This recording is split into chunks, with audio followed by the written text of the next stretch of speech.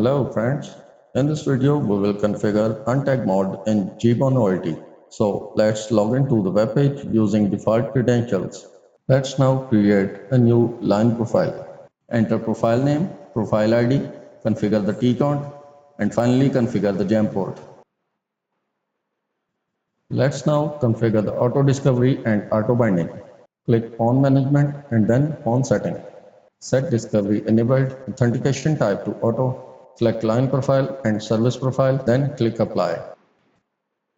We can now verify the ONU auto authentication. Everything is fine till now. System will automatically discover the virtual port. The connection immediately established as soon as we add this virtual port.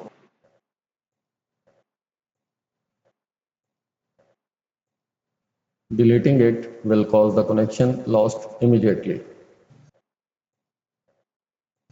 Let's now configure auto assignment for virtual port. Select all PON ports, enter one as service VLAN, set tag transform as default, and then click apply. The connection has been established once again.